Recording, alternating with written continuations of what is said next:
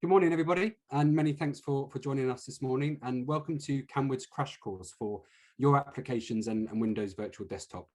My name's James Churchill. I'm Camwood's Head of Sales, and joining me this morning is Daniel Williams, Camwood's Head of Technology.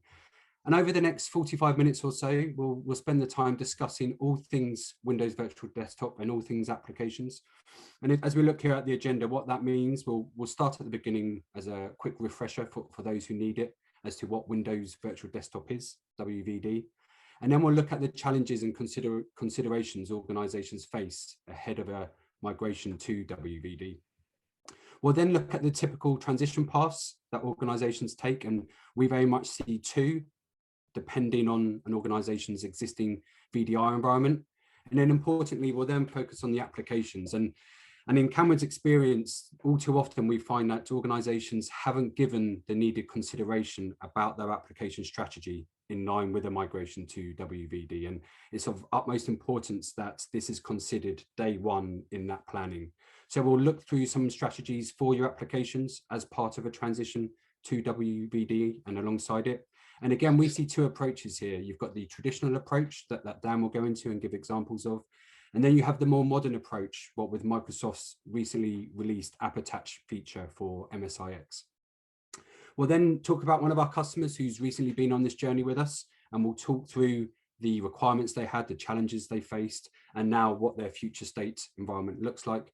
And then we'll make sure, of course, that we leave enough time at the end for any questions. And on that point, if anyone does have any questions, please feel free to pop them in the little chat bar there. We'll pick those up at the end. And if we run out of time, we'll come back to you after the event on that point. So with that, I'll pass over to Dan. Sit back, enjoy, have a cup of tea, cup of coffee, and we'll talk now about Windows Virtual Desktop. Excellent. Thank you very much, James. And good morning, everyone. Great to see everyone here on the session today. So yeah, very much to sort of just kick off with initially, we're going to start with what is Windows Virtual Desktop. For those of you who don't know, most people should know at this sort of point, it's really Microsoft's first play and forte within sort of public cloud and true VDI. And when I talk about VDI in public cloud, I'm actually talking about sort of Windows 10, Windows 7, actual operating system functionality within public cloud. And ultimately that allows organizations to adopt a full desktop or a remote app solution end-to-end for their customers and for their end users from that perspective.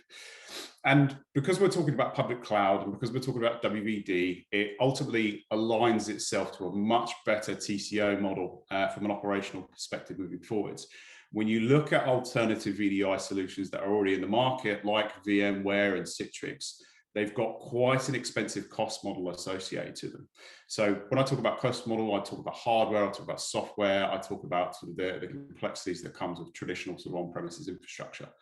Because Windows Virtual Desktop is in public cloud and because it's a pay-on-demand or pay-as-you-scale model, you can actually have a more operationally efficient model and a variable model moving forwards for organizations. And when we get into conversations around sort of operational support and the management of it, it's much, much simpler than traditional, again, sort of on-premises infrastructure and VDI solutions like Citrix. Citrix and VMware are very specific skill sets. They can be expensive resources and skill sets to keep on top of and keep in-house and keep happy. However, if an organization already has an existing public cloud infrastructure, especially in this case Windows Virtual Desktop, all you're really doing is extending your operational capability to Windows Virtual Desktop within Microsoft Public Cloud as well. And because we're talking about Microsoft Azure, we're talking about everything that comes along with it. So a number of different sort of native tooling, whether it's monitoring, whether it's security models, could be even something like SIEM tooling. All of that is available and it plugs in natively into the Windows Virtual Desktop solution. And again, we can't not talk about public cloud when we're talking about sort of rapid scale deployment models with a true DevOps and agile mindset associated to it as well.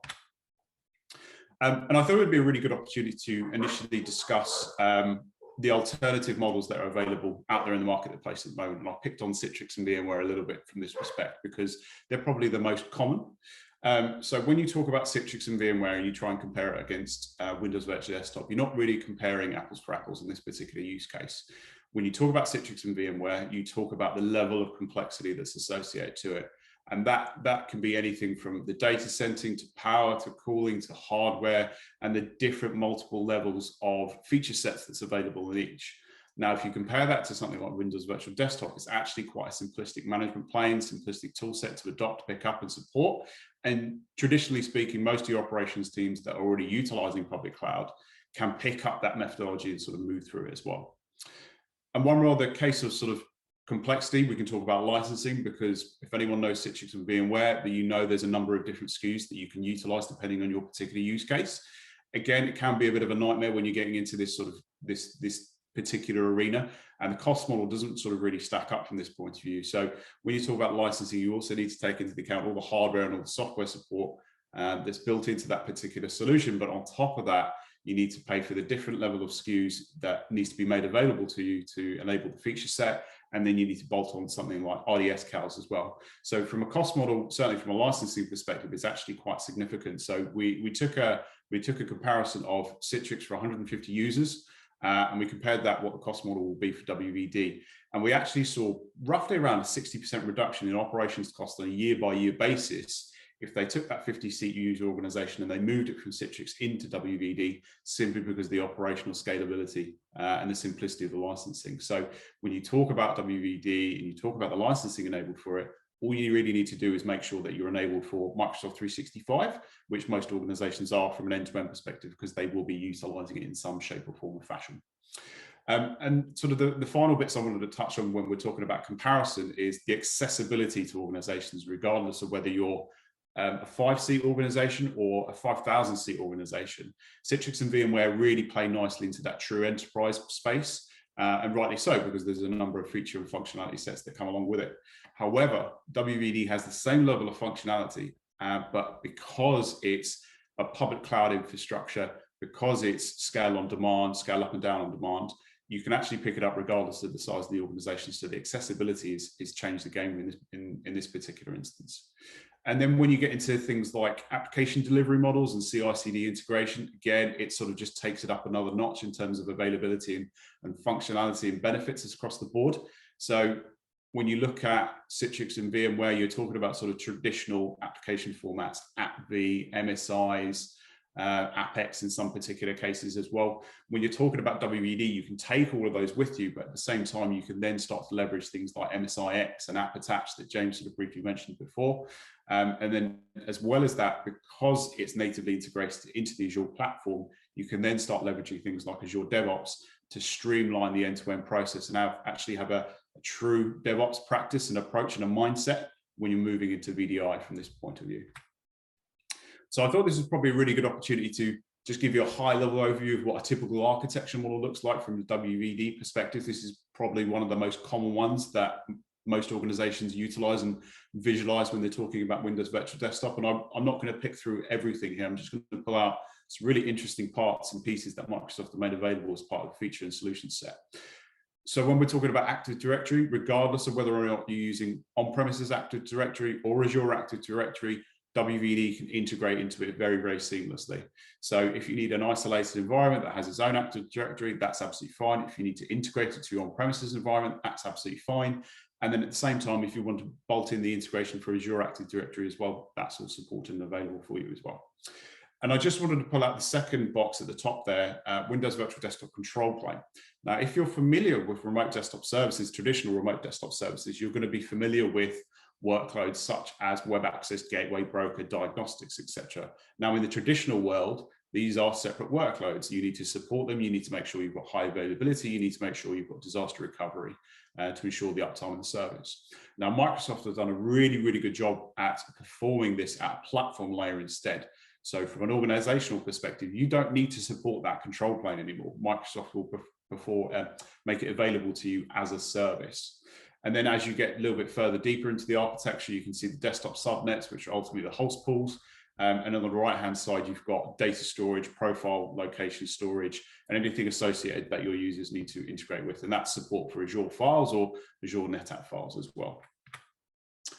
Now, the key considerations that you need to pull out when you're either moving to WVD or you're thinking about sort of adopting WVD as a new VDI infrastructure solution for yourselves. And this has become more and more apparent due to COVID-19 pandemic and the working from home mandate that most governments across the world sort of pushed across as a standard. But the most important thing, and I'll sort of mention it quite a few times as we go through this, is the user persona information. And when we're mapping out user persona information, we're really building out a logical profile of what a group of end users, how they interact with applications, how they interact with VDI infrastructure, and ultimately what they do from a day-to-day basis. So when you're mapping out the user persona information, you're really interested around how the applications are delivered to them currently, what issues they've got acting and working within those applications on a daily basis. So maybe they've got latency performance issues, maybe they've got lots of crashes and hits associated to the day-to-day tasks. But ultimately, this starts to give you an understanding of what VDI infrastructure they need to look at when they move to public cloud, and specifically Windows Virtual Desktop, and what applications need to be moved as well as when we're moving to WVD. And as you get sort of a little bit further through this journey, you need to understand what the application of the data infrastructure looks like and where that's geographically located. And a good example of this would be if you've got all your data and your application infrastructure located in a data center in the UK, but the users that are actually utilizing that are based in India, for example, they're not going to have a great experience if they're using a remote app or a streaming style solution for them. They're going to be better suited to something like a full-blown desktop experience because of the end-to-end performance latency associated to their requirements. And then sort of finally tying up together the application roadmap. A lot of organizations just kind of forget about the applications when they're talking about VDI. And especially when you're moving into public cloud, you really need to consider how your applications are going to transform into Windows Virtual Desktop sort of format from that point of view. So do you need to convert them into MSIX? Do you potentially not need to bring all your applications with you from that point of view? You need to have a good grasp of what the application estate is going to look like moving forwards as you move into public cloud. So the two transition states that we typically see most organizations that we work with anyway on a regular basis are Brownfield and Greenfield. So when we talk about Brownfield, we're talking about organizations that will have an existing VDI infrastructure on-prem or potentially in a different public cloud vendor altogether. And they've got a very extensive and a complex environment. There's lots of users, lots of applications, and there's a lot to think through before you move through that process. But ultimately, the steps and the processes and the phases that you go through are pretty much the same all the way through. So you need to kick off with that evaluation and that assessment criteria. You need to understand that user persona information and the profiling associated to it. You need to understand the workloads that need to transition from one place to another. So you're not going to do a lift and shift because you're going to take the existing problems that you've got and just drop it into public cloud. So you need to fully optimize the size of the workloads and how much resource that particular user is going to need to do on a regular basis. So if your users use AutoCAD, you're going to need a graphical intensive VM from that perspective. If they're information and task workers, they can get away with sort of lower resources from that point of view. But as you move into the build and the deployment phase, this is where you need to have a clear understanding of what the landing zone looks like that you're going to drop Windows Virtual Desktop into. So some organizations just build very quickly. They just build specific workloads for WVD and they just deal with everything that comes off the back of it. But to ensure that you're giving the solution a really solid grounding whenever you implement it, you need to ensure that you're following Microsoft best practices, whether it's landing zone or the cloud adoption framework from that point of view. And then the final and probably the most important thing to do is migrate the users as well as the data up into Windows Virtual Desktop. Now, you can take a number of different approaches to this. You can do a big bang approach, which I've seen some organizations do, and they've had a real problem. They've actually had to roll back because it didn't work for them. But what we recommend most customers do is they follow an agile software release management style process. And what that process almost looks like is you develop what the solution needs to look like or build in this particular use case. You then deploy a number of users, a small subset of users into that environment. You test it and then you fix accordingly. And you just keep going around in that iterative cycle on a regular basis to ensure that as you adopt more users into the platform, they've got a sustainable and a productive environment that they're moving into. And when we talk about Greenfield, it is a fairly sort of similar process, but they've got a lot more flexibility in terms of how quickly they can deploy and ultimately what they can bring into the environment as a whole. So these organizations are We see them more out of the working from home and the COVID-19 pandemic specifically, but they've got no existing VDI. They've probably got a lot of laptop users. Maybe they've got a BYOD policy and they're having troubles trying to control that from a security and compliance perspective, and lots of other governance issues associated to it. But again, you need to go through the same logical steps around. You need to evaluate what the user personas look like. You need to understand which applications need to go. You need to understand the right sizing. You need to understand the size of the workloads that users are going to need to undertake, and to ensure that they've got a really solid productive environment. And then again, you move through that build and deployment phase, and almost following that software release management cycle that I was talking about for test, build, deploy, and then support off the back of it as well. And the other bit I wanted to pull out from a transition point of view is when you're talking about applications. And I appreciate I've talked about user persona data, and I cannot stress how important it is to ensure that you've got that information. So understanding the profile of the users, understanding their needs when you move into a new VDI infrastructure, understanding what the delivery requirements are. Do they need a full fat desktop? Do they need a remote app and a streaming solution? And what the ongoing support model needs to look like for those applications as well at the same time. So is an application required to be updated on a quarterly basis, monthly basis, annual basis? You need to have an understanding of how you're going to support these things as you move into public cloud and move away from the traditional on-premises environment. And then again, sort of talking about the transformation, if you're going to, clean up the applications that you've got, potentially re-architect them in a slightly different way, or potentially move them across to something like MSIX, which is Microsoft's new modern approach to application formats as well. And then you've got options around how you can deliver those applications. You can use profile masking, you can use multiple images, and more importantly, and more recently with AppAttach going GA, you have a new delivery model associated to how you can keep your images nice and clean and deliver the applications to the end user in a much more efficient manner. Alternatively, you can use the application grouping manner or the rule set and the policy set associated to that, where you install all the applications on a base image itself, but you just hide the relevant applications for each particular user. And then finally, you've got the end goal and end result of here's a full desktop or here's a remote app solution for my end users. And I thought, whilst we're talking about sort of applications, it would be a good example to talk you through the different methods and the different levels of profiling that's available within WVD and what's sort of future state, what that needs to look like. So there's three real obvious three ways of doing this ultimately. You've got legacy, you've got traditional, and sort of what a lot of more organizations are using in WVD right now, and then you've got the future state. So when we're talking about legacy, and this is what you see a lot of on-premises VDI infrastructure, Citrix, VMware, and the like, you've got multiple images by role. And when I talk about multiple images by role, you've ultimately got an operating system image for business function. So you'll have something for sales, something for HR, something for finance, for example. And as you can probably imagine, if you've got different sets of applications on each one of those images, it can be an absolute nightmare from an overhead perspective to look after those on a monthly cycle point of view when you go through the operating system updates. When you go through the application updates as well, it can be very, very manual, very cumbersome, and very difficult to manage at scale. So moving into the more sort of traditional models that we've got right now available to us in Windows Virtual Desktop, we talk about application masking. So application masking really came into play when Microsoft integrated FSX logic profile containerization within the WVD solution itself. So typically the way this would work, you would have one core image or golden image, and you would install absolutely every single application you needed for all of your users, regardless of business functional role, onto that image, but then you hide the relevant applications based on security groups for their particular needs. So as you can probably imagine, this is quite a messy way to do it, and it's not particularly optimized from this respect. So you're going to have lots of image bloat. There's going to be a lot of applications that just don't need to be on there. And potentially you're going to get a little bit of performance hit when users are interacting with applications from this perspective. So moving on to the more modern approach, specifically around MSIX and AppAttach itself. So those of you who don't know what MSIX is, it's Microsoft's new application format that they released probably about 2 years ago. And it's a combination of the best of breed that's out there in the minute. So it's a little bit of MSI, a little bit of AppEps, a little bit of AppV from that perspective.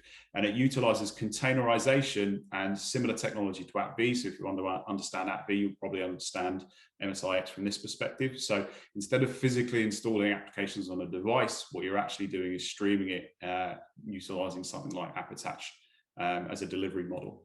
And what app attach actually does, and if you look at the graphic here on the right hand side, it's actually a really good representation of how it works. So app attach grabs the application that an end user tries to consume, something like Adobe Reader, they click it on their desktop. That application then gets pulled by app attach from your storage location in public cloud and gets side loaded into the operating system. So instead of having multiple applications installed on there, what's actually happening is you've got an on-demand service of when a user wants to interact with an app, I'm going to load it onto the virtual machine itself, and the user can interact with it with no difference as if it was installed locally on that particular device. But from a benefits perspective, you can see quite clearly that the optimization procedure for this is much, much easier. So that graphic on the right-hand side, you've got the user profile information whenever a user logs onto the device. You've got a layer of common apps, and that could be something like Office 365, antivirus, or anything like that, that everyone in the organization will utilize regardless. And then you've got specific applications that get pulled and side-loaded onto the particular virtual machine, whatever's relevant to them. And you can control those with security groups and application grouping, etc., to ensure that you're getting a really optimized experience and the best experience from an end user perspective as well. So I'm actually just going to hand over to James just to talk through a couple of bits on the customer success story, and we'll catch up at the end for any additional questions. So James, over to you. Brilliant. Thanks, Dan. Yeah, no, thank you for that. And as Dan said, just going to spend the next couple of minutes talking through one of our customers who's recently been on the journey that Dan's been talking about there with regards to a transition to WVD whilst considering their application strategy. And as you can see, we're talking about an organization within the financial industry, so obviously governed by strict regulations. Sizable organization who like many, due to the outbreak of the pandemic, at very short notice had to deploy a work from home culture. Now, the difficulty this company faced with that mandate was their existing Citrix and application environments, both of which were aging, were large and complex, and also were on premises. The good news about this organization and our customer is that they had already adopted and were in the beginning of a journey of a cloud first ethos, a cloud first mindset, and in doing so had actually grown a small footprint within Microsoft Azure. So when we met the organization and sat around the table to start discussing their requirements, the fact that they had Microsoft Azure footprint already naturally led to an immediate conversation around WVD. And as we sat around the table with the company and started looking at the challenges, we broke them into two arenas. You have business challenges and technical challenges. From a business point of view, they were really struggling with the agility and scalability that business expects today, but also importantly, customers expect and employees and end users, because they were on premises. And also there were concerns around security vulnerabilities, having an aging environment, and given that they're a regulated industry, they wanted to ensure that they were following the best practices from a security and governance posture point of view. Technically, the organization were struggling with the way they were managing their applications. It was a manual process, very complex and very time consuming. And also it was meaning members of the IT team and delivery teams were having to perform these manual tasks when their time could be better spent on other strategies of the business. And in some instances, an update of an application was taking a number of weeks instead of a number of days that we see through a modern approach in automation. And the final technical challenge that they faced that they wanted to resolve was the fact that their existing environment didn't allow compatibility with the app attach feature that Dan touched on earlier. That was a key consideration for the business moving forward with their strategy. So as we considered those challenges and those requirements, we very much saw it at Camwood that we could assist in three ways. There was the initial engagement. As I said, we sat around that table to understand those future state requirements, to understand their security and governance postures that they wanted to have and wanted to maintain and adhere to moving forward. And also we assessed the existing VDR environment. And then with those outputs, our professional services teams were able to deploy a WVD environment specific for this customer and specific for their needs, importantly on day one, but also built to allow the scalability and growth as the business demanded it. In doing so, because of our automated process with regards to application lifecycle management, we were able to completely transform the management of their application estate as well. Our managed services and support teams then kicked into gear, and they continue to do so every single day proactively as we monitor the environment obviously monitoring it for uptime, but importantly, monitoring the environment and the applications from a sizing point of view to ensure that all images and updates and applications are carried out as seamlessly and as quickly as possible. And we continue to monitor the environment and the estate for the organization with their future requests and spend in mind, ensuring that current costs match budget moving forward month by month. And what it means for this customer from a future state point of view, both today and moving forward as the months progress, they were able to retire that legacy, that complex data center environment. And in doing so, at the same time, increase their Azure footprint. Now, what that means, as they continue to grow their Azure footprint, they'll be able to turn on additional features within Microsoft Azure, features within data, features within Power BI and Insights, and actually really start using their in-house data and their customer data to gain real benefits to the organization. They've now got this fully automated lifecycle management approach, which is bringing great benefits to the organization from an employee point of view now. The employees and the end users, their productivity and their experience has increased. And in doing so, everything that we've created has reduced their spend that they were spending on their existing VDI environment. And where it leaves the company now from a moving forward point of view as a business, they're looking to expand into other regions globally in the next 6 to 12 to 18 months. And in doing so, we're going to be able to just create other VDI and WVD environments within other Azure data centers globally, ensuring that you've got the scalability and the pace needed and the agility needed to turn on Microsoft Azure features and WVD as and when required throughout the business. So it's a really great customer success story. It's a great customer for Camwood, and it's a journey that we're really looking forward to continuing over the coming months. So that's it from that customer success story and the crash course. We'll move over to questions now. I think we've still got a bit of time, and I can see we've got some questions here. So thank you for that. Yeah, there's some great questions. Dan, if it's okay with you, I'll probably pick a few out and ask you. And then if we do run out of time, we'll provide the answers to all the other questions, if that's okay. So Dan, if you're ready, I'll start with the first question here. Here's a good one. How do you see MSIX and AppAttach molding the application delivery model in the future? Great question. Really, really good question. So I think you have to take everything with a pinch of salt as solutions and products come out from Microsoft. I think Microsoft has done a fantastic job with MSIX and changing the landscape of what the application future state needs to look like. With the release of AppAttach, it's been in public preview for a very long time, but it's really good to see now it's been rolled into full production in GA for WVD. But ultimately, what this is going to do moving forwards is change the way that applications are delivered to end users. So AppAttach, although it's just for WVD at the moment, it will be the future model of delivering applications to end users, regardless of what device they're on. So you're not going to have a situation in a case where you need to do big complex imaging projects anymore. It's going to be a case of, leveraging things like Intune and Microsoft Endpoint Manager. You're going to be able to consume applications on the fly, regardless of using a physical device, a virtual device, or a VDI infrastructure device as well. So yeah, for me, MSIX and AppAttach are definitely going to be the future in terms of the delivery model. And it's going to be great to see as it progresses. That's great. Thanks, Dan. And then let's take one more question. Thinking about that customer success story that I touched on a moment ago, and I know you and your team were part of those initial conversations around the table. Looking back in hindsight now, what was the most difficult part of the customer success story? Oh, those are always really interesting questions, and thanks for pulling that one out. I think the most difficult thing for that particular customer in that use case was trying to change their mindset from moving from traditional on-premises legacy. They had a lot of skill and a lot of investment within that particular solution that they had on premises, but they just saw that it was creaking under the working from home pandemic. VPN connectivity wasn't really an option for them. They were pretty much maxed out from an on-premises VDI estate, and it wasn't designed to deal with every single employee to be remoting into it ultimately from home. That's not what it was designed for. It was supposed to be utilizing sort of ad hoc work from home.